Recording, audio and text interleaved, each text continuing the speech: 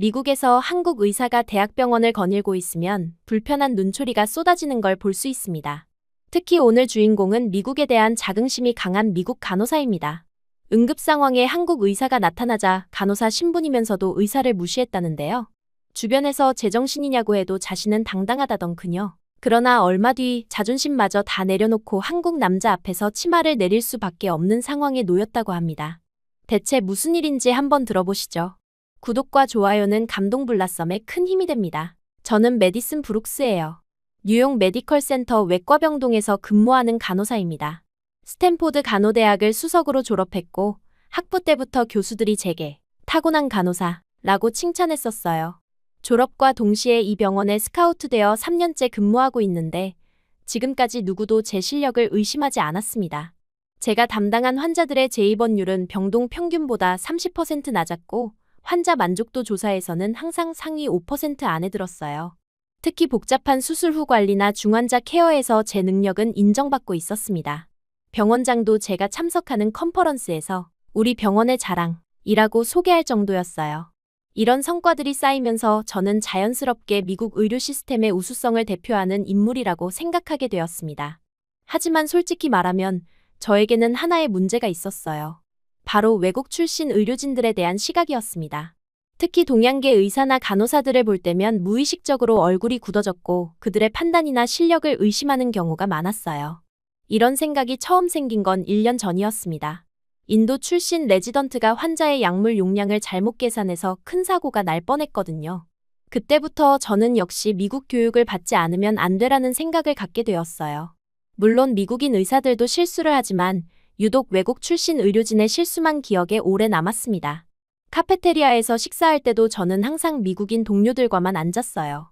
동양계 의료진들이 자신들끼리 모여있는 모습을 보면 역시 끼리끼리 모이는구나라고 생각했습니다. 그들이 자국어로 대화하는 모습을 보면 더욱 불편했어요. 여기는 미국인데 왜 영어로 말하지 않지? 라는 생각이 들었거든요. 우리 병동에는 필리핀 출신 간호사 마리아와 인도 출신 간호사 프리아가 있었어요. 마리아는 20년 경력의 베테랑이었지만 저는 그녀가 환자 차트를 확인할 때마다 꼼꼼히 보고 있나? 하는 의심의 눈초리로 지켜봤습니다.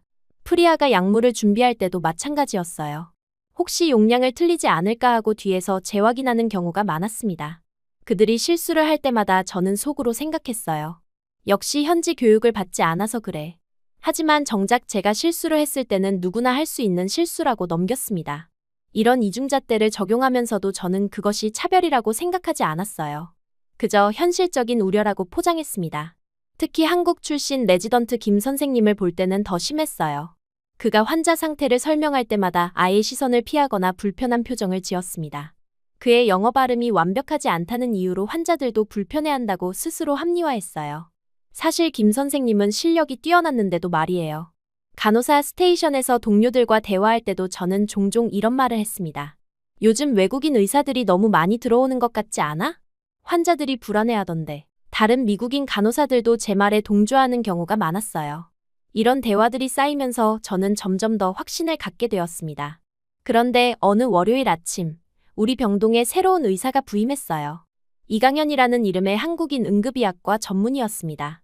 키가 185cm 정도로 크고 어깨가 넓었는데 첫인상부터 다른 아시아 의사들과는 달랐어요. 하지만 여전히 말수가 적었습니다. 이강현입니다. 잘 부탁드립니다. 그는 첫 인사를 할 때도 무표정했어요. 목소리는 낮고 차분했지만 감정을 읽기 어려웠습니다. 병동 소개를 받을 때도 고개만 끄덕였고 질문이 있냐는 물음에도 없습니다. 라고 짧게 답했어요. 그리고는 바로 업무에 투입되었습니다. 저는 그를 보자마자 또 다른 이방인이 왔다는 생각에 내심 불편했어요. 또 다른 아시아 의사구나. 이번엔 한국인이네. 얼마나 버틸지 지켜보자라는 마음이었습니다. 특히 그의 조용한 성격이 마음에 들지 않았어요. 미국 의료진들은 보통 활발하고 소통을 중시하는데 그는 정반대였거든요. 첫 주 동안 저는 그의 모든 행동을 주의 깊게 관찰했습니다. 그는 아침 7시에 정확히 출근해서 밤 9시까지 병원에 있었어요.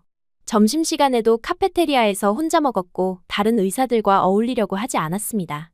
회진 중에도 필요한 말만 했고 농담이나 잡담은 전혀 하지 않았어요. 더 이상한 건 그의 업무 방식이었습니다. 다른 의사들은 보통 간호사에게 지시만 내리는데 그는 직접 환자 침상까지 와서 상태를 확인했어요. 심지어 환자의 이불을 다시 덮어주거나 물컵을 채워주는 일까지 했습니다. 저는 속으로 생각했어요. 의사가 왜 저런 일까지 해? 간호사 일을 빼앗는 건가? 첫 주가 지나면서 저는 그의 업무 스타일을 관찰했어요. 정확히 말하면 그의 실수를 찾고 있었습니다. 하지만 이상하게도 그는 흠잡을 곳이 없었어요. 환자 차트를 꼼꼼히 확인했고 처방도 신중했습니다. 그래도 저는 마음속으로 겉으로만 그럴 거야라고 생각했어요. 그러던 어느 토요일 밤, 제가 이강현 의사와 함께 응급당직에 투입되었습니다. 사실 저는 그와 함께 근무하는 것이 내키지 않았어요. 하지만 스케줄상 어쩔 수 없었습니다. 주말 야간 당직은 항상 예측 불가능했거든요. 술에 취한 환자들, 교통사고 환자들, 갑작스러운 심정지 환자들까지 모든 상황에 대비해야 했어요. 저녁 10시까지는 비교적 조용했습니다. 몇 명의 경미한 외상 환자들과 복통 환자 정도였어요. 이강현 의사는 여전히 말이 없었지만 환자 한 명 한 명을 매우 꼼꼼히 진찰했습니다. 저는 그 모습을 보며 역시 아시아인답게 융통성이 없네라고 생각했어요. 그런데 오후 11시 15분쯤 갑자기 응급실이 긴박해졌습니다. 호흡곤란 환자 들어옵니다. ETA 3분. 응급구조사의 무전이 울려 퍼졌어요. 저는 즉시 응급처치실을 준비했습니다. 산소 공급 장치를 점검하고 정맥로 확보를 위한 도구들을 준비했어요. 이강현 의사도 차분하게 가운을 입고 장갑을 끼웠습니다. 구급차 사이렌 소리가 점점 가까워지더니 자동문이 열리면서 응급구조사들이 환자를 밀고 들어왔어요. 60대 후반으로 보이는 남성 환자였는데 얼굴이 창백하고 입술이 파랗게 변해 있었습니다. 갑작스럽게 숨쉬기 어려워한다고 해서 출동했습니다. 혈압 160, 100, 맥박 120, 호흡수 28회, 산소 포화도 85%입니다. 응급구조사의 보고를 들으며 저는 즉시 환자에게 산소 마스크를 씌웠어요. 그리고 18게이지 정맥 카테터로 정맥로를 확보했습니다. 환자는 가쁜 숨을 쉬며 숨이 안 쉬어져요 라고 말했어요. 이강현 의사는 즉시 환자에게 다가가 청진기를 꺼냈습니다. 폐음을 확인하고 심음도 들었어요. 그리고 환자의 목을 만져보며 정맥 팽창 여부를 확인했습니다. 다리도 눌러보며 부종을 체크했어요. 흉부 엑스레이 촬영하겠습니다. 그가 지시하자 방사선 기사가 즉시 이동식 엑스레이 장비를 가져왔어요. 촬영하는 동안 저는 우리 병원의 표준 프로토콜을 떠올렸습니다. 60대 남성, 급성 호흡곤란, 산소 포화도 저하. 이런 증상이면 10중 8구 급성 폐부종이었어요. 저는 확신을 갖고 프로세마이드 40mg을 준비했습니다. 이는 급성 폐부종 환자에게 가장 먼저 사용하는 표준 치료약이었거든요. 체내 수분을 제거해서 폐의 부담을 줄여주는 이뇨제였어요. 미국 간호대학에서 배운 대로라면 이것이 정답이었습니다. 엑스레이 결과가 나왔어요. 양쪽 폐하에 흐릿한 음영이 보였습니다. 전형적인 폐부종 소견이었어요. 저는 더욱 확신했습니다. 의사 선생님, 프로세마이드 준비되었습니다. 저는 자신만만하게 말했어요. 하지만 이강현 의사는 아직 엑스레이 필름을 보고 있었습니다. 그리고 다시 환자를 살펴봤어요. 간호사님, 잠깐만요. 이강현 의사가 제 손을 막았어요. 그의 표정은 심각했지만 목소리는 여전히 차분했습니다. 다른 약을 준비해주세요. 니트로글리세린부터요. 저는 당황했어요.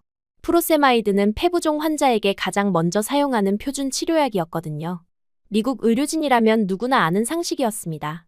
더군다나 제가 3년간 이런 케이스를 수십 번 봤는데 한 번도 틀린 적이 없었어요. 의사 선생님, 폐부종 환자에게는 프로세마이드가 먼저 투여되어야 하는 것 아닌가요? 엑스레이에서도 명확한 폐부종 소견이 보이는데요. 제 목소리에는 의심이 담겨 있었어요. 솔직히 말하면 짜증도 났습니다.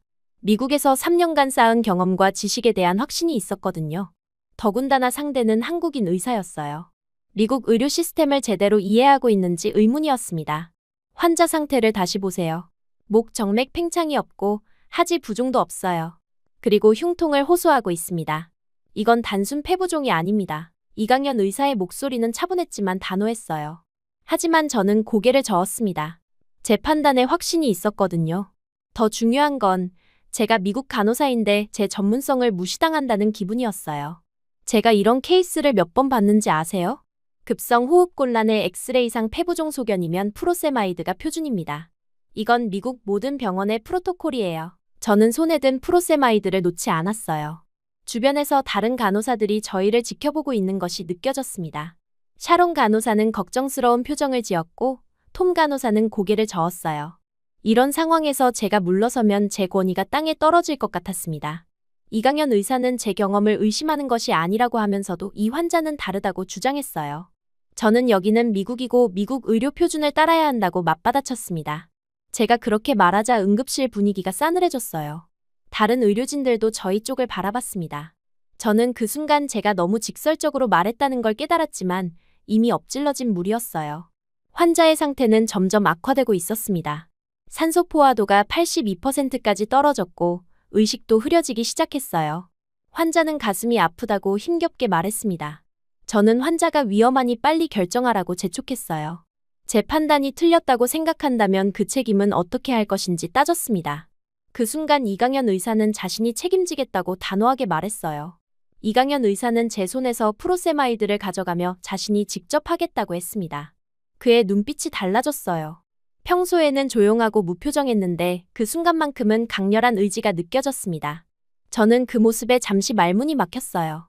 그는 약물실로 가서 니트로글리세린과 다른 약들을 가져왔어요. 그리고 환자에게 투약을 시작했습니다. 저는 그 모습을 보며 화가 났어요. 미국 간호사인 제 전문성을 무시당한 기분이었거든요. 하지만 놀라운 일이 일어났습니다. 투약 후 10분도 안 되어 환자의 호흡이 안정되기 시작했어요. 산소 포화도도 95%까지 올라갔습니다. 엑스레이 결과를 보니 급성 관상동맥 증후군으로 인한 시민성 폐부종이었어요. 제가 준비한 프로세마이드를 먼저 썼다면 환자 상태가 더 악화되었을 거예요. 저는 말문이 막혔습니다. 제가 틀렸다는 사실을 인정하기 싫었지만 환자는 명백히 호전되고 있었어요. 다른 의료진들도 이강현 의사의 정확한 판단에 감탄하고 있었습니다. 병원 선임의인 존슨 의사가 다가와서 제게 말했어요. 운으로 넘긴 건 실력이 아니라고, 환자 생명이 달린 문제인데 왜 고집을 부렸냐고 질책했습니다. 그의 말은 전곡을 찔렀어요. 저는 변명할 말을 찾지 못했습니다. 그저 운이 좋았을 뿐이라고 얼버무렸어요. 그때 이강현 의사가 환자 상태를 확인하고 돌아오더니 조용히 제게 말했습니다. 그게 당신 가족이라도 운이라고 하겠냐는 것이었습니다. 그 한마디가 제 가슴을 관통했어요.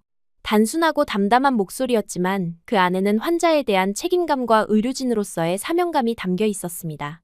저는 그 순간 제가 얼마나 오만했는지 깨달았어요. 이강현 의사는 더 이상 말하지 않고 다른 병실로 향했습니다. 저는 그 자리에 서서 멍하니 그의 뒷모습을 바라봤어요. 제가 지금까지 가지고 있던 확신과 자부심의 균열이 생기기 시작했습니다. 그날 밤, 집으로 돌아가는 길에 저는 계속 생각했어요. 제가 환자를 치료하는 건지 아니면 제 자존심을 지키려고 하는 건지 모르겠더라고요. 미국에서 받은 교육과 경험이 전부가 아닐 수도 있다는 생각이 들었습니다. 이강현이라는 한국인 의사가 제 앞에 나타난 건 어쩌면 제가 가지고 있던 편견과 오만함을 돌아보라는 신호였을지도 몰라요. 하지만 그때는 아직 그것을 완전히 받아들일 준비가 되어 있지 않았습니다. 다만 제 세계에 작은 균열이 생겼다는 것만은 분명했어요. 그 사건 이후로 저는 이상하게 이강현 의사에게서 눈을 떼지 못하게 되었어요. 처음에는 분명히 그의 실수를 잡기 위해서였습니다. 제가 틀렸다는 사실을 인정하고 싶지 않았거든요. 혹시라도 그가 실수를 하면 역시 그때도 운이 좋았을 뿐이라고 말할 수 있을 거라고 생각했어요. 월요일 아침, 저는 일찍 병원에 나가서 이강현 의사의 회진을 지켜봤습니다. 그는 정확히 오전 7시에 도착해서 환자 차트를 하나하나 꼼꼼히 확인했어요. 다른 의사들은 대부분 간호사들이 정리해준 요약본만 보는데 그는 직접 모든 검사 결과와 경과 기록을 읽었습니다. 심지어 전날 밤 간호 기록까지 세밀하게 체크했어요. 제가 기록한 환자 관찰 내용까지 빠짐없이 읽더라고요. 평소 다른 의사들은 간호 기록을 대충 훑어보는 정도였는데 그는 달랐습니다. 환자가 밤에 몇 번 깼는지, 어떤 호소를 했는지, 식사는 얼마나 했는지까지 일일이 확인했어요. 저는 그 모습을 보며 속으로 생각했습니다. 너무 꼼꼼한 것도 비효율적인데. 첫 번째 환자는 70대 당뇨병 할머니였어요. 혈당 조절이 잘 안 되어서 입원 중이셨는데 미국 의사들이라면 혈당 수치만 확인하고 약물 조정 지시만 내렸을 겁니다. 하지만 이강현 의사는 완전히 달랐어요. 그는 할머니의 손을 직접 잡고 맥박을 재면서 어디가 불편한지 물어봤습니다. 발가락 감각은 어떤지, 시야에 문제는 없는지, 잠은 잘 자는지까지 일일이 확인했어요. 심지어 할머니가 집에서 어떤 음식을 주로 드시는지, 가족들은 잘 있는지까지 물어봤습니다. 저는 그 모습을 보며 속으로 생각했어요. 시간 낭비네. 차트만 봐도 충분한 건데 왜 저렇게까지? 하지만 할머니의 표정이 환해지는 것을 보고 조금 놀랐습니다. 대부분의 환자들은 의사가 바쁘다는 걸 알기 때문에 불편함을 제대로 표현하지 못하는데 할머니는 그에게 편안하게 모든 걸 털어놓고 있었어요. 두 번째 환자는 교통사고로 입원한 20대 남성이었습니다. 다리 골절 수술을 받고 회복 중이었는데 보험 문제로 치료비 걱정을 하고 있었어요. 일반적으로 의사들은 의학적 치료에만 집중하고 경제적 문제는 사회복지사나 원무과에서 처리하게 합니다. 그런데 이강현 의사는 환자의 상태를 확인한 후 직접 사회복지사에게 연락해서 의료비 지원 방안을 문의했어요. 그리고 환자에게 걱정하지 말고 치료에만 집중하라고 말했습니다. 저는 그 모습을 보며 의아했어요. 미국 병원에서는 의사가 환자의 경제적 문제까지 신경 쓰는 경우가 거의 없었거든요. 가장 놀라운 건 세 번째 환자였습니다. 노숙인으로 보이는 50대 남성이 폐렴으로 입원해 있었어요. 다른 의료진들은 그 환자를 대할 때 약간 거리를 두는 편이었습니다. 냄새도 나고 위생 상태도 좋지 않았거든요. 심지어 몇몇 간호사들은 그 환자 담당을 꺼려하기도 했어요. 하지만 이강현 의사는 전혀 다른 태도를 보였습니다. 그는 환자에게 존댓말로 대화하며 정중하게 진찰했어요. 환자가 기침을 할 때마다 등을 토닥여주고 물을 떠다 줬습니다. 심지어 환자의 더러워진 손을 직접 닦아주기까지 했어요. 저는 그 모습을 보며 이해할 수 없었습니다. 저라면 장갑을 두 겹 끼고도 꺼려했을 일이었거든요. 다른 간호사들도 비슷한 반응이었어요. 하지만 그 환자는 이강현 의사를 보는 눈빛이 완전히 달랐습니다. 마치 천사를 보는 것 같은 표정이었어요. 오후에는 더 이상한 일이 일어났어요. 청소 직원이 갑자기 아파서 조퇴를 하게 되었는데 그날 담당했던 병실들의 청소가 늦어지게 되었습니다. 일반적으로는 다음날 아침에 처리하거나 다른 청소 직원이 추가 근무를 하게 되는 상황이었어요. 그런데 이강현 의사가 직접 걸레를 들고 병실을 청소하기 시작한 거예요. 간호사들이 말리려고 했지만 그는 환자들이 깨끗한 환경에서 치료받는 게 중요하다며 묵묵히 청소를 계속했습니다. 저는 그 모습을 보며 어이가 없었어요. 의사가 청소까지 하다니. 미국에서는 상상할 수 없는 일이었습니다. 각자의 전문 영역이 명확히 구분되어 있는데 그 경계를 넘나드는 행동이 이해되지 않았어요. 하지만 환자들의 반응이 예상과 달랐습니다. 모두들 감동해했고 그에게 더욱 신뢰를 보내는 것 같았어요. 다음 날도 마찬가지였어요. 이강현 의사는 새벽 2시까지 중환자실에 남아서 위독한 환자를 지켰습니다. 의무는 아니었지만 환자 가족이 멀리 살아서 밤에 올 수 없다는 이유로 자발적으로 남은 거였어요. 저는 그런 그의 모습을 보며 점점 더 혼란스러워졌습니다. 일주일이 지나면서 저는 깨달았어요. 제가 그의 실수를 잡으려고 관찰하고 있었는데 정작 실수는커녕 완벽에 가까운 모습만 보게 된 거예요. 아니, 완벽이라기보다는 인간적이라는 표현이 맞을 것 같았습니다. 미국 의사들은 효율성을 중시해요.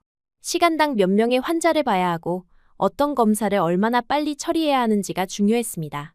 환자와의 상호작용도 필요한 정보만 주고받는 정도였어요.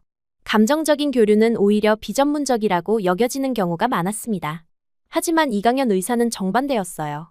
시간이 오래 걸려도 환자 한 명 한 명에게 충분히 집중했고 의학적 치료뿐만 아니라 정서적 돌봄까지 신경 썼습니다. 돈도 명예도 아닌 사람이 먼저인 그의 태도는 저에게 큰 의문을 던졌어요. 특히 인상적이었던 건 말기 암 환자를 대하는 그의 모습이었어요.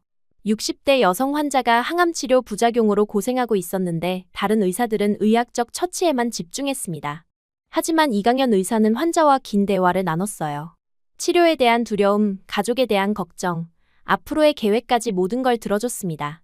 때로는 30분이 넘게 환자 곁에 앉아서 이야기를 나누기도 했어요. 저는 그 모습을 보며 의문이 들었습니다. 왜 그는 저런 수고를 굳이 할까? 의사로서의 의무는 이미 다 했는데 왜 그 이상을 하려고 하는 걸까요? 처음에는 단순히 한국 문화의 차이라고 생각했어요.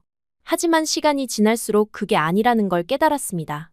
그의 행동에는 일관된 철학이 있었어요. 환자를 단순히 치료 대상이 아니라 한 명의 인간으로 보는 시각이었습니다. 돈이 있든 없든, 사회적 지위가 높든 낮든 모든 환자를 똑같이 정성스럽게 대했어요. 이런 태도는 저에게 큰 충격이었습니다. 저는 지금까지 환자를 케이스로 생각하는 경우가 많았거든요. 당뇨병 환자, 고혈압 환자, 암 환자. 이런 식으로 질병 중심으로 접근했어요. 하지만 이강현 의사는 한 명 한 명을 개별적인 존재로 인식하고 있었습니다. 2주째 되던 어느 날, 저에게 이상한 증상이 나타나기 시작했어요. 아침에 일어나기가 힘들었고 종일 피로감에 시달렸습니다. 처음에는 단순한 스트레스나 과로라고 생각했어요. 최근에 이강연 의사를 관찰하느라 평소보다 신경을 많이 썼었거든요. 하지만 증상은 점점 심해졌어요. 소화가 잘 안 되고 속이 메스꺼웠습니다. 두통도 자주 생겼고 집중력도 떨어졌어요. 일주일 정도 참다가 병원 내과에 가서 검사를 받아봤습니다. 담당 의사는 스트레스성 소화불량 같다고 하며 소화제를 처방해줬어요. 하지만 약을 먹어도 증상은 나아지지 않았습니다. 오히려 더 심해지는 것 같았어요. 체중도 조금씩 빠지기 시작했고 얼굴색도 안 좋아졌습니다. 한 달이 지나도 상황은 비슷했어요. 이번에는 다른 병원에 가서 더 정밀한 검사를 받아봤습니다. 혈액검사, 소변검사, 위내시경까지 받아봤지만 특별한 이상은 없다는 결과가 나왔어요. 의사는 신경성 위염이라고 진단하며 스트레스 관리를 하라고 조언했습니다. 하지만 저는 뭔가 다르다는 느낌이 들었어요. 단순한 스트레스로는 설명하기 어려운 증상들이 계속 나타났거든요. 식욕부진, 복부 팽만감, 그리고 설명하기 어려운 전신 무력감까지. 이런 증상들이 지속되면서 업무에도 영향을 미치기 시작했습니다. 동료들이 제 상태를 걱정하기 시작했어요.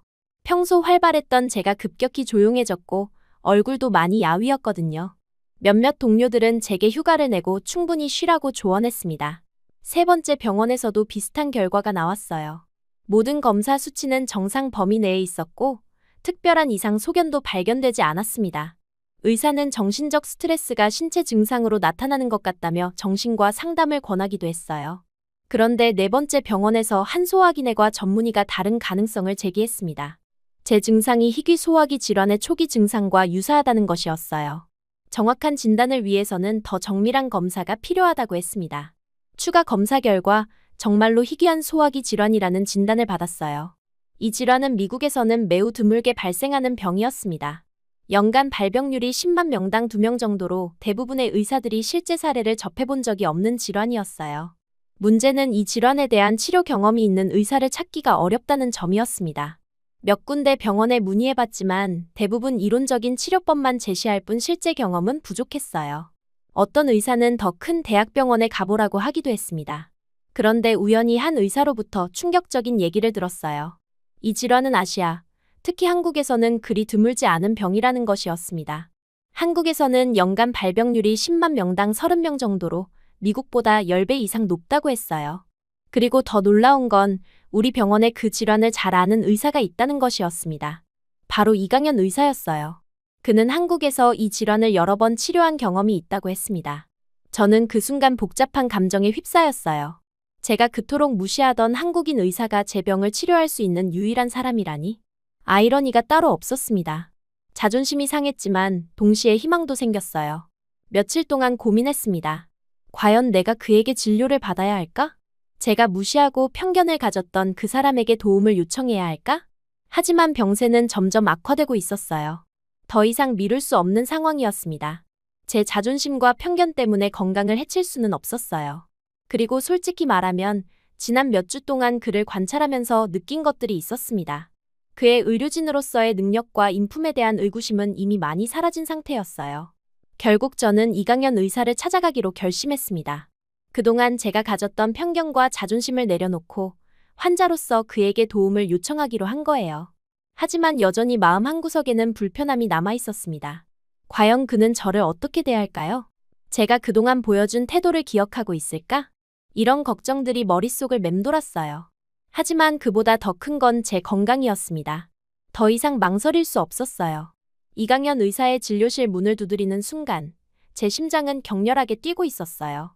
지금까지 제가 보여준 태도들이 머릿속을 스쳐 지나갔습니다. 그에 대한 무시, 편견, 그리고 며칠 전 응급실에서의 대립까지. 과연 그가 저를 어떤 시선으로 바라볼까 하는 두려움이 앞섰어요.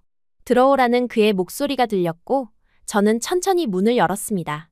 이강연 의사는 책상에 앉아 환자 차트를 보고 있었어요. 제가 들어서자 고개를 들어 저를 바라봤는데 그의 표정에는 놀라움도 없었고 불편함도 없었습니다. 그저 평상시와 같은 차분한 모습이었어요. 그는 제게 앞에 의자에 앉으라고 했습니다. 저는 조심스럽게 앉으며 어떻게 말을 시작해야 할지 고민했어요. 제가 그동안 그에게 보여준 태도를 생각하면 사과부터 해야 할 것 같았지만 입이 떨어지지 않았습니다. 이강연 의사가 먼저 입을 열었어요. 어떤 증상으로 오셨는지 물어봤습니다. 그의 목소리는 여느 환자를 대할 때와 똑같이 전문적이고 따뜻했어요. 마치 저와의 과거 일들은 전혀 기억하지 않는 것처럼 말입니다. 저는 떨리는 목소리로 제 증상을 설명했어요. 지속되는 피로감, 소화불량, 체중 감소 그리고 다른 병원들에서 받은 진단 결과까지 모두 털어놨습니다. 그는 제 말을 끝까지 들어준 후 몇 가지 질문을 더했어요. 언제부터 증상이 시작되었는지, 가족력은 어떤지, 평소 식습관은 어떤지 등등. 저는 최대한 정확하게 답변하려고 노력했습니다. 그러면서도 마음 한편으로는 과연 그가 저를 제대로 치료해줄까 하는 의구심이 남아있었어요. 이강현 의사는 제 설명을 다 들은 후 신체 검사가 필요하다고 말했습니다. 그리고 간호사를 불러서 검사 가운을 가져오라고 지시했어요. 저는 그 순간 깨달았습니다. 제가 환자가 되어 그 앞에서 옷을 벗어야 한다는 사실을 말이에요. 간호사가 가운을 가져다 주고 나가자 이강현 의사는 잠시 나갔다가 들어오겠다고 했습니다. 저는 혼자 남겨진 진료실에서 떨리는 손으로 옷을 벗기 시작했어요. 간호사로 일하면서 수많은 환자들이 이런 상황을 겪는 것을 봐왔지만 막상 제가 당하니 전혀 다른 기분이었습니다. 특히 제가 그토록 무시하던 사람 앞에서 이런 무력한 모습을 보여야 한다는 게 견디기 어려웠어요. 치마를 벗는 순간 저는 눈물이 핑 돌았습니다. 이게 제가 겪을 일인가 싶어서 자존심이 무너지는 느낌이었어요. 검사 가운으로 갈아입고 침대에 누웠을 때 이강현 의사가 다시 들어왔습니다. 그는 제 상태를 확인한 후 신중하게 복부 촉진을 시작했어요. 그의 손길은 정확하고 조심스러웠습니다. 어떤 부위에서 통증이 있는지, 덩어리가 만져지는지 세밀하게 확인했어요. 복부 검사가 진행되면서 저는 극도의 부끄러움을 느꼈습니다. 제가 간호사로서 다른 환자들에게 이런 검사를 받으라고 안내했던 적이 수없이 많았는데 막상 제가 받게 되니 이렇게 굴욕적인 일인지 몰랐어요. 특히 제가 그동안 무시했던 한국인 의사 앞에서 말입니다. 더욱 당황스러운 건 내진 검사가 필요하다는 말이었어요. 하복부의 정확한 진단을 위해서는 불가피하다고 설명했습니다. 저는 그 순간 정말 굴욕감을 느꼈어요. 제가 그토록 무시하던 그 사람 앞에서 가장 수치스러운 검사를 받아야 한다는 현실이 받아들여지지 않았습니다. 하지만 이상한 일이 일어났어요. 이강현 의사는 제 불편함을 최대한 배려해 주었습니다. 검사 과정을 미리 설명해주고 아프면 언제든 말하라고 했어요. 그리고 여성 간호사를 동석시켜서 제가 최대한 편안할 수 있도록 배려했습니다. 검사하는 동안에도 괜찮은지 계속 물어봤어요. 그의 손길은 어떤 사적인 감정도 섞이지 않은 순수한 의료진의 손길이었습니다. 마치 제가 소중한 환자인 것처럼 신중하게 대해줬어요. 예전 같았으면 이런 상황에서 조롱하거나 우쭐할 수도 있었을 텐데 그는 전혀 그런 기색이 없었습니다. 오히려 제가 최대한 편안할 수 있도록 신경 써주었어요. 그 모습을 보며 저는 복잡한 감정에 휩싸였습니다. 검사가 끝난 후 이강현 의사는 추가 정밀 검사가 필요하다고 말했어요.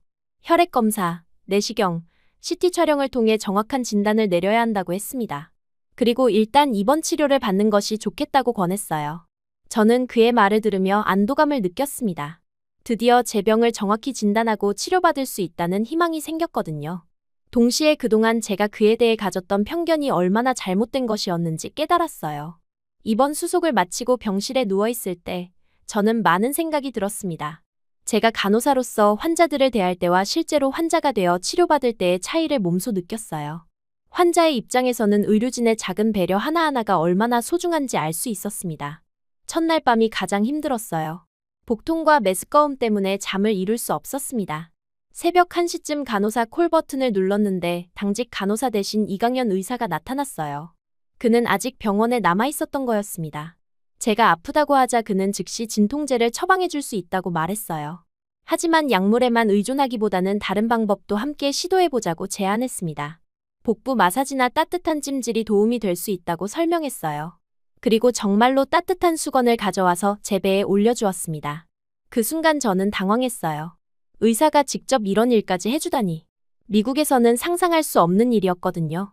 하지만 그의 자연스러운 모습에 점점 마음이 편해졌습니다. 다음 날부터 본격적인 검사가 시작되었어요. 이강현 의사는 제 병의 원인을 찾기 위해 정말 집요하게 파고들었습니다. 단순히 의학적인 검사뿐만 아니라 제 생활 습관까지 자세히 물어봤어요. 어떤 음식을 주로 먹는지, 스트레스는 어떻게 받는지, 운동은 하는지, 잠은 잘 자는지까지. 심지어 어린 시절에 앓았던 병, 가족들의 건강 상태, 그리고 최근의 심리적 변화까지 세세하게 물어봤습니다. 처음에는 왜 이런 것까지 묻나 싶었는데 나중에 알고 보니 이 질환의 발병 원인을 찾기 위한 중요한 단서들이었어요. 가장 놀라웠던 건 그의 회진 방식이었습니다. 하루에도 몇 번씩 병실에 와서 제 상태를 확인했어요. 아침 7시, 점심 12시, 저녁 6시, 그리고 밤 9시까지. 다른 의사들은 보통 하루 한 번 회진하는 것이 일반적인데 그는 정말 자주 와서 살펴봤어요.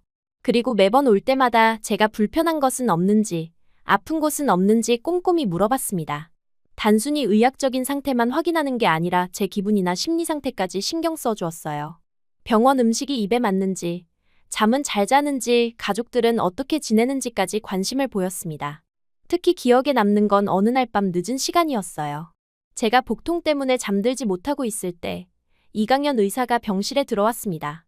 그는 제 상태를 확인한 후 따뜻한 차를 한 잔 가져왔어요. 캐모마일과 생강을 우린 차였는데 복통과 소화불량에 도움이 된다고 설명했습니다. 그는 제가 차를 마시는 동안 옆에 앉아 있었어요. 아무 말 없이 그냥 곁에 있어 주었습니다. 그 순간 저는 정말 감동받았어요. 바쁜 의사가 환자 한 명을 위해 이렇게까지 시간을 내어준다는 게 믿기지 않았거든요. 며칠 더 지나면서 저는 그의 다른 환자들에 대한 태도도 관찰할 수 있었어요. 제 병실 맞은편에는 70대 할머니가 계셨는데 치매 초기 증상이 있으셔서 가끔 같은 말을 반복하곤 했습니다. 다른 의료진들은 그 할머니를 다소 귀찮아하는 기색이 있었어요. 하지만 이강현 의사는 달랐습니다. 할머니가 같은 말을 몇 번씩 반복해도 인내심을 가지고 들어주었어요. 그리고 할머니의 손을 잡고 다정하게 대화했습니다. 마치 자신의 할머니를 대하는 것처럼 말이에요. 또 다른 환자는 20대 여성이었는데 가정 형편이 어려워서 치료비 걱정을 많이 하고 있었어요. 이강현 의사는 그 환자에게 비용 부담을 줄일 수 있는 치료 방법을 찾아주었습니다. 그리고 사회복지사와 연결해서 의료비 지원을 받을 수 있도록 도와주었어요. 더 놀라운 건 중환자실에 있는 무연고 노인 환자에 대한 그의 태도였어요. 가족도 없고 의료비도 없는 그 할아버지를 다른 의료진들은 부담스러워했습니다. 하지만 이강현 의사는 그 할아버지에게도 똑같이 정성을 다했어요. 아니, 오히려 더 자주 찾아가서 안부를 물었습니다. 이런 모습들을 보면서 저는 점점 더 그에게 끌리게 되었습니다. 처음에는 그저 실력 있는 의사라고 생각했는데 시간이 지날수록 그 이상의 무언가를 느꼈어요. 사랑이라고 하기에는 아직 이른 감정이었지만 확실히 존경과 감탄의 마음이 커지고 있었습니다. 그런데 이상한 건 제게만 특별히 친절한 게 아니라는 점이었어요. 다른 모든 환자들에게도 똑같이, 아니 어떤 경우에는 더 정성스럽게 대하고 있었습니다. 이는 제게 또 다른 깨달음을 주었어요. 그동안 저는 간호를 단순한 기술이나 업무라고 생각했었습니다. 정확한 약물 투여, 신속한 처치, 효율적인 업무 처리 등이 좋은 간호사의 조건이라고 믿었어요. 하지만 이강현 의사를 보면서 진정한 의료는 기술이 아니라 마음에서 나온다는 걸 깨달았습니다. 환자를 단순한 치료 대상이 아니라 한 명의 소중한 인간으로 보는 시각, 그들의 고통에 공감하고 함께하려는 마음, 의학적 치료를 넘어서 인간적인 돌봄을 제공하려는 자세. 이런 것들이 진정한 의료라는 생각이 들었어요. 일주일이 지나고 정확한 진단이 나왔습니다.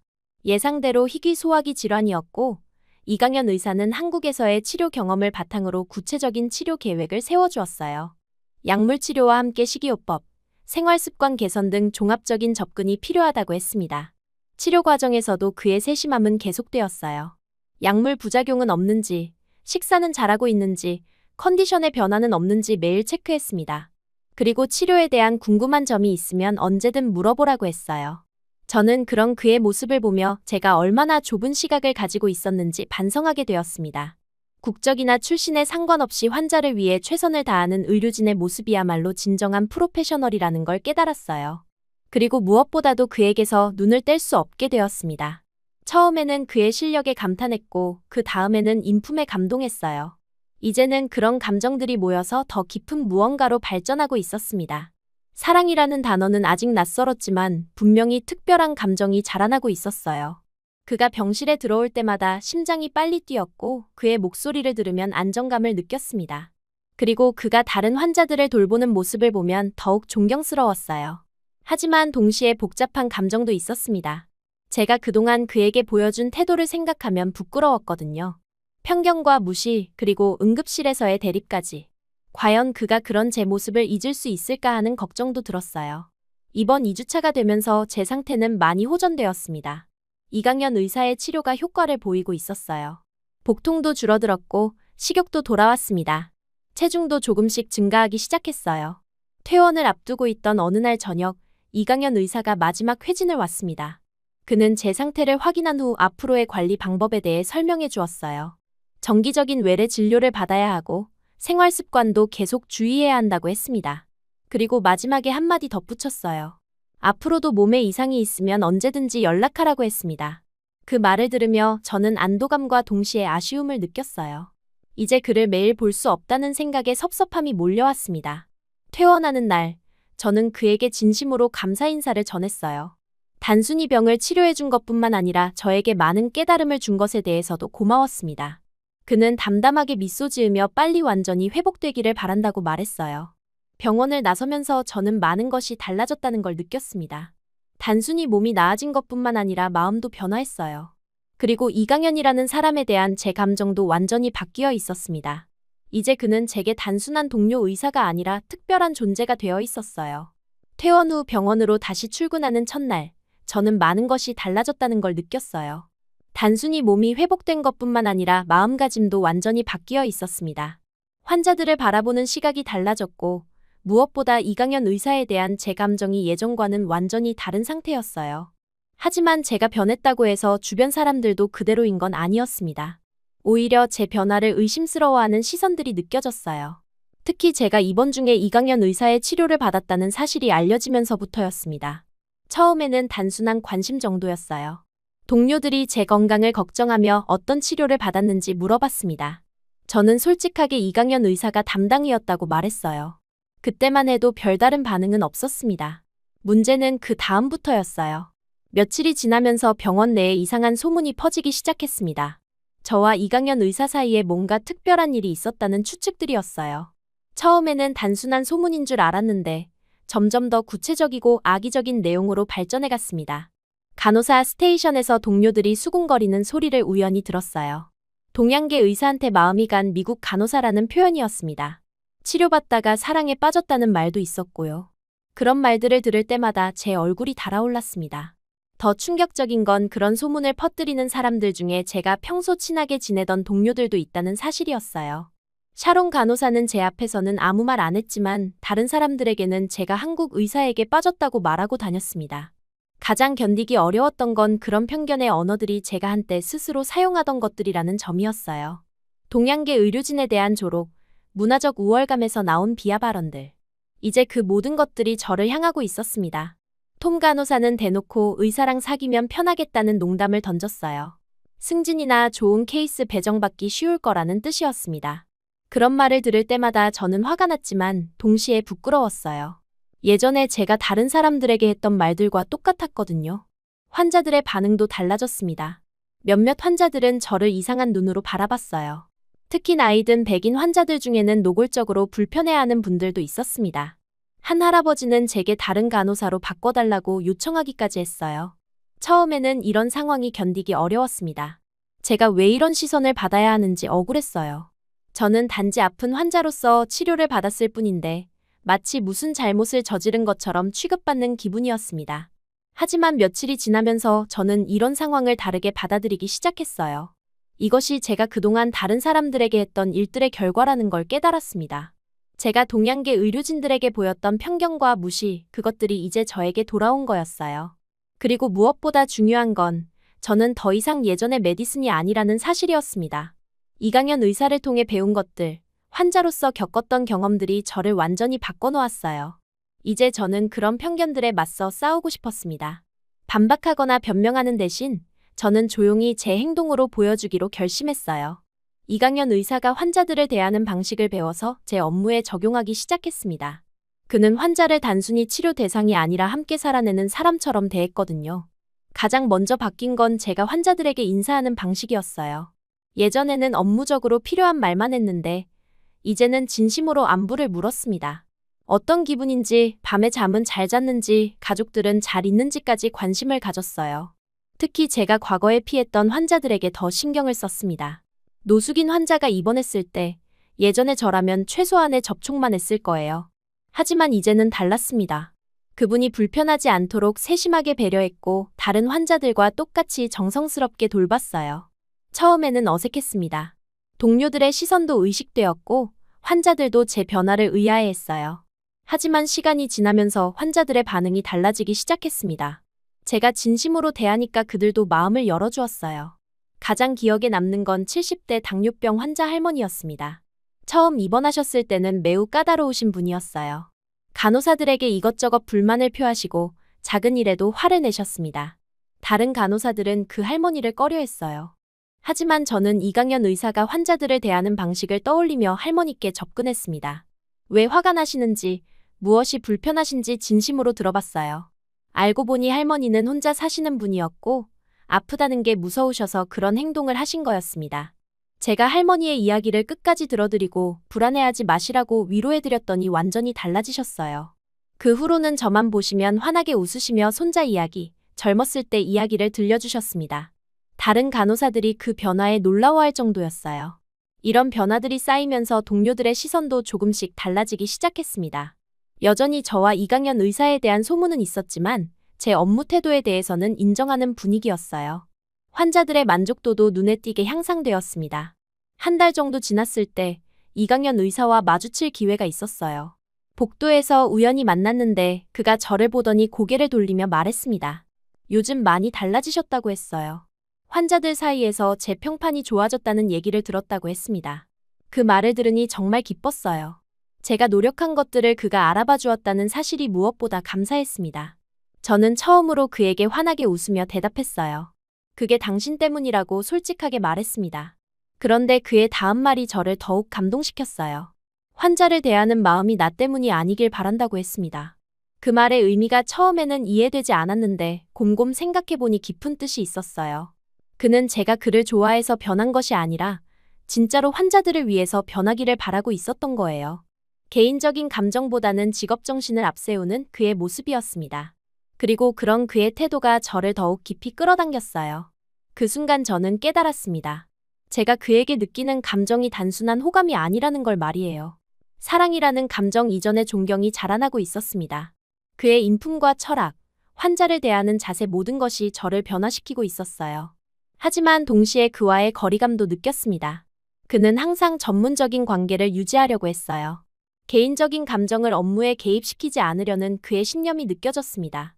그리고 그런 그의 모습이 오히려 더 매력적으로 보였어요. 병원 내 소문은 여전히 계속되었습니다.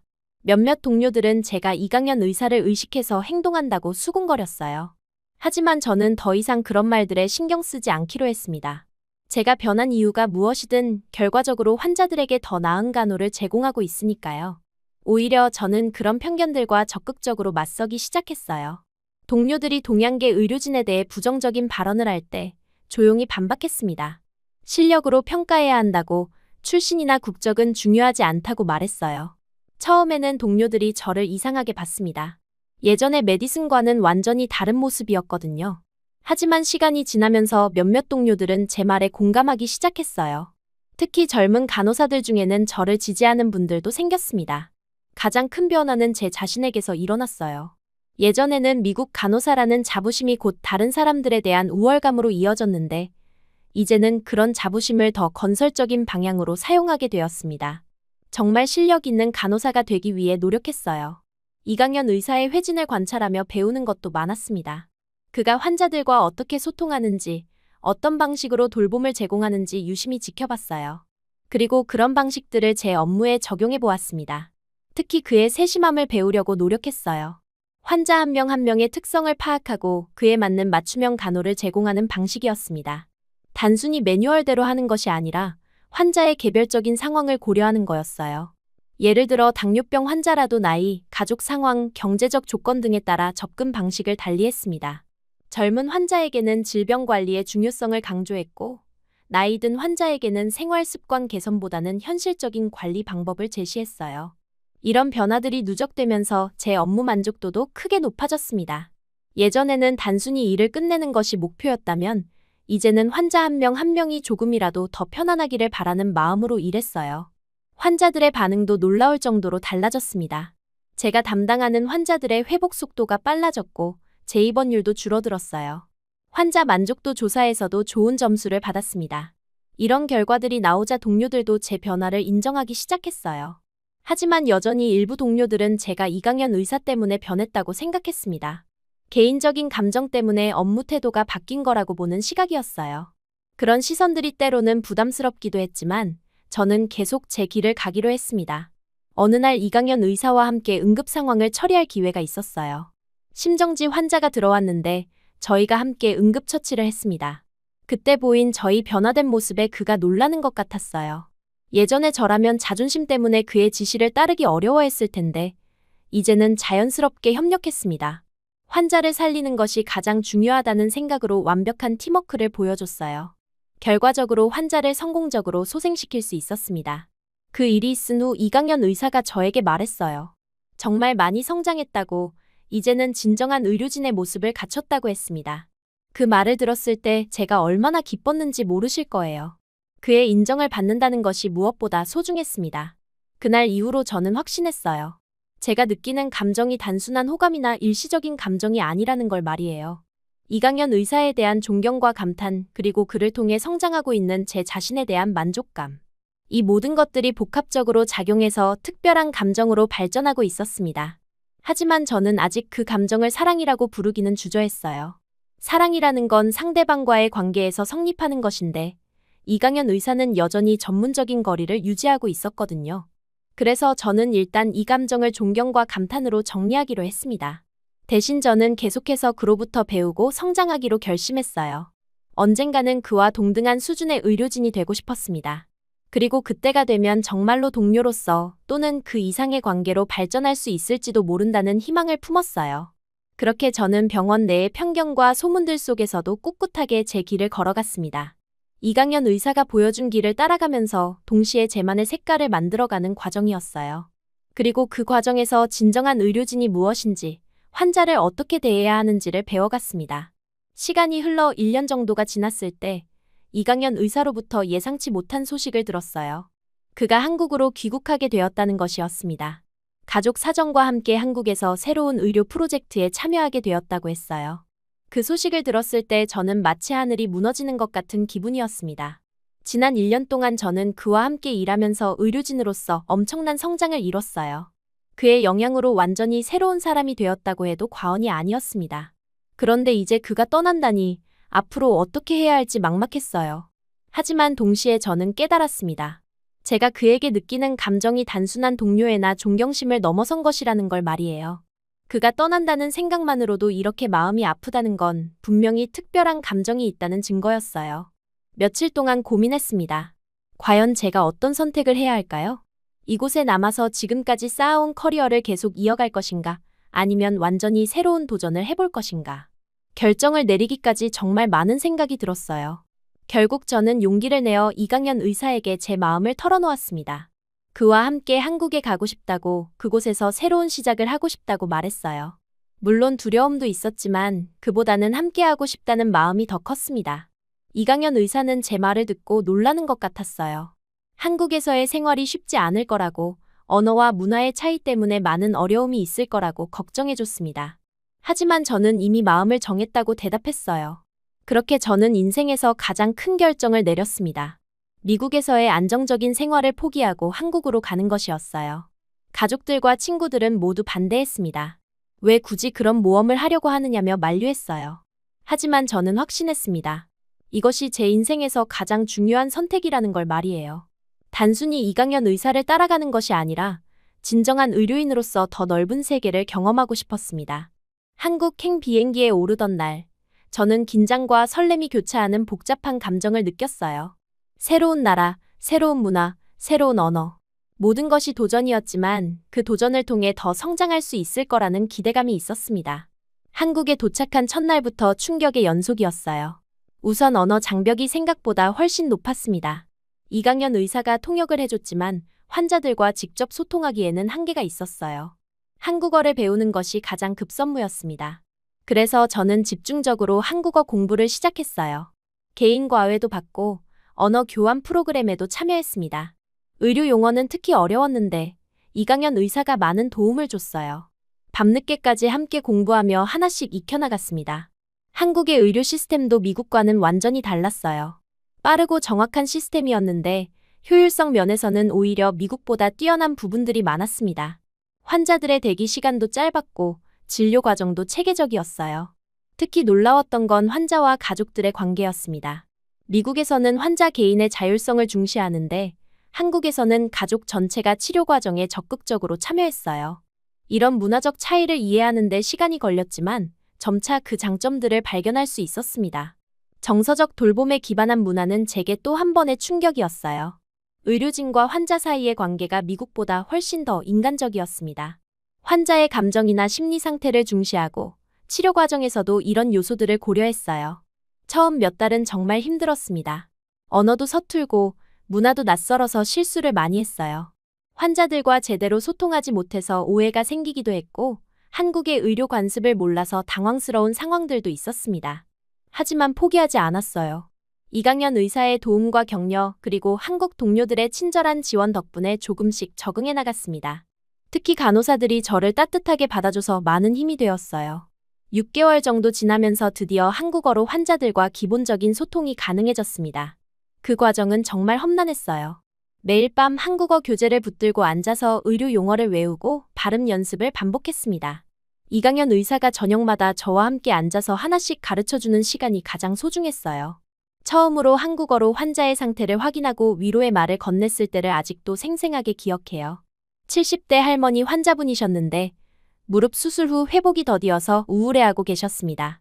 저는 떨리는 목소리로 할머니께 한국어로 말씀드렸어요. 아프시겠지만 조금씩 나아지실 거라고, 저희가 끝까지 도와드릴 거라고요. 제 서툰 한국어를 들으신 할머니가 갑자기 환하게 웃어주셨어요. 그리고 제 손을 꼭 잡으시며 고맙다고 하시더라고요. 외국에서 온 의사가 자신을 위해 한국어를 배워서 말을 걸어준다는 게 얼마나 감동적이냐고 하셨습니다. 그 순간 제가 얼마나 기뻤는지 모르실 거예요. 눈물이 날 뻔했어요. 그날 이후로 제 한국어는 급속도로 늘었습니다. 환자들과 소통하고 싶다는 간절함이 최고의 동기가 되었어요.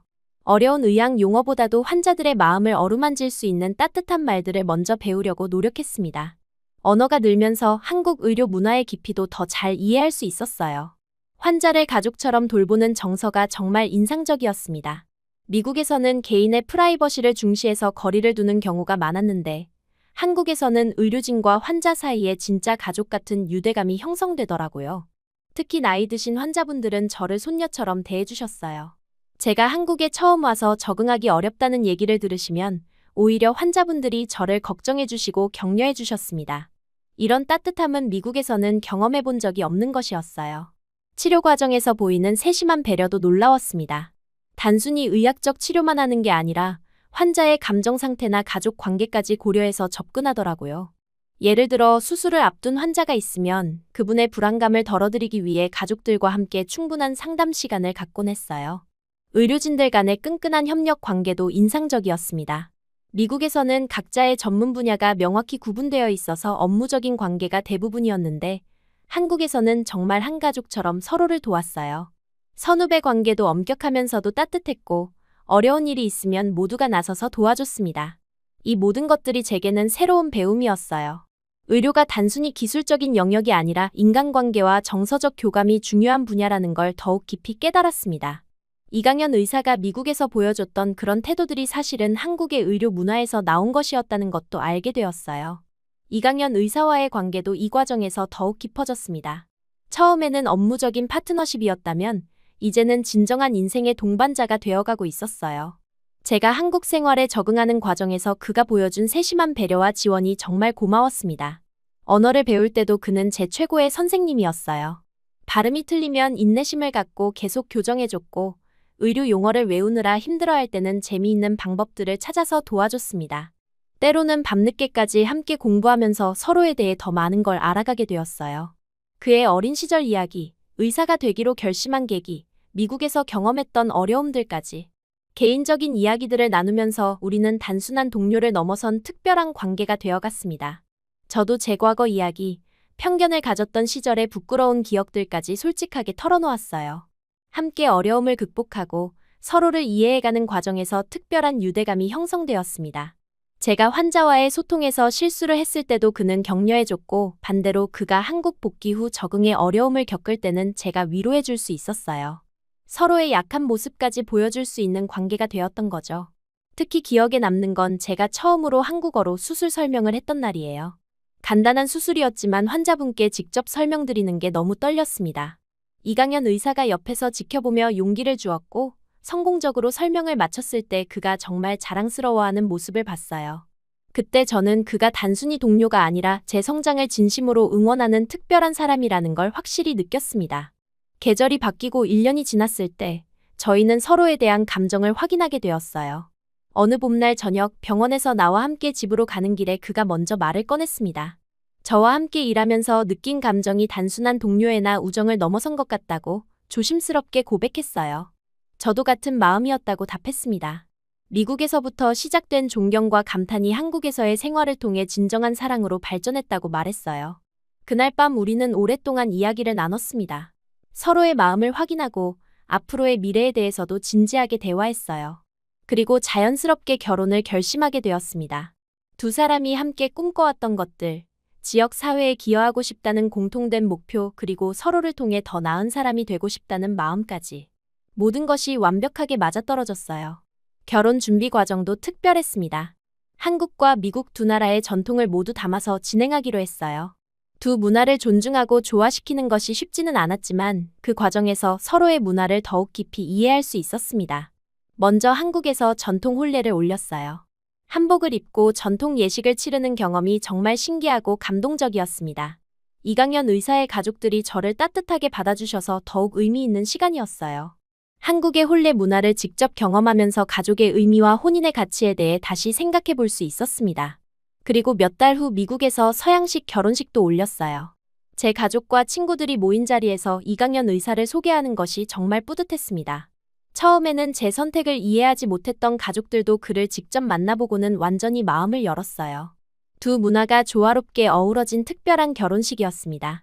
한국의 정서와 미국의 자유로움이 만나서 정말 아름다운 하나의 이야기가 되었어요. 그날 저는 확신했습니다. 이 사람과 함께라면 어떤 도전도 즐겁게 받아들일 수 있을 거라고요. 결혼 후 저희는 서울 외곽의 한 주택가에 조그만 진료소를 열기로 했어요. 대형 병원에서 일하는 것도 좋았지만 지역 주민들과 더 가까이에서 소통하며 진료하고 싶다는 공통된 꿈이 있었습니다. 진료소를 준비하는 과정도 쉽지 않았어요.